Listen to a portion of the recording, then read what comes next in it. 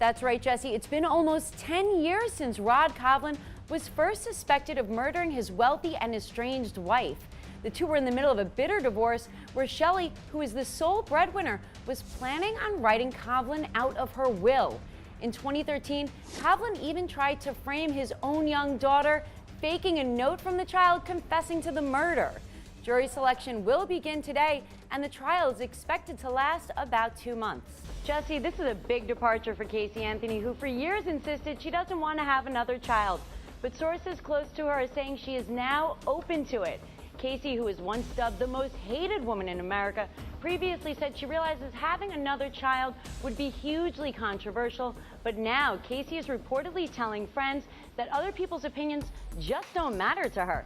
In fact, in an Associated Press interview from 2017, she said, quote, "I'm okay with myself and I sleep pretty good at night."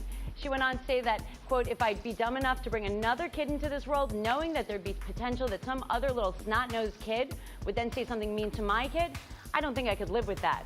Things have certainly changed for Casey, who works as a researcher for a private investigator in Florida, but still has zero contact with any of her family. Any special gifts for the holidays? No, I'm single. All the articles, all the gossip, everything. So you guys are officially back together. Nobody has a chance at the party. No. I'm done. No. We have our host, Jesse Palmer, here tonight. Very good-looking guy. Our readers just love a good mystery, and they're obsessed with this one. A bunch of octopi were spotted in Wales. Like they just decided to up and leave the sea, and nobody knows why. There were a lot of them. It wasn't just a couple. This was like, a couple dozen. They could have been going to a seafood restaurant, or they're getting grilled octopus.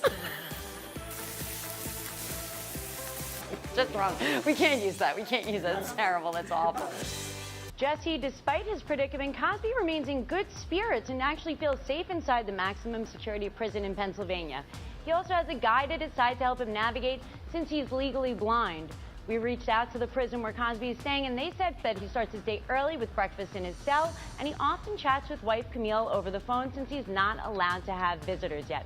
Jesse, we're hearing those calls only last a few minutes, but they often talk about how they are trying to appeal his conviction. He's been using the prison's library, yard, and other facilities, and Cosby's also free to have a personal tablet for music or games, but a corrections spokesperson said he will not have access to the internet. He eats lunch and dinner either in his cell or in an open room. This is not your studio, okay? This is a park for kids and children and people. Ma'am, you better walk away soon before I call the police on you. God, call them. Jessica Finn, who broke this story for DailyMail.com, joins us now from our New York newsroom. Jess, who was the family and why was this woman so upset? Jesse, it was a great sunny Sunday in Florida to take Christmas photos in the park, but it turned into a wild ordeal for Nicolette Mottola and her boyfriend Angel Ruiz and their friends. The group headed to Orchard Park in Coral Springs with supplies like a crate and a small Christmas tree as a prop for the children in their group.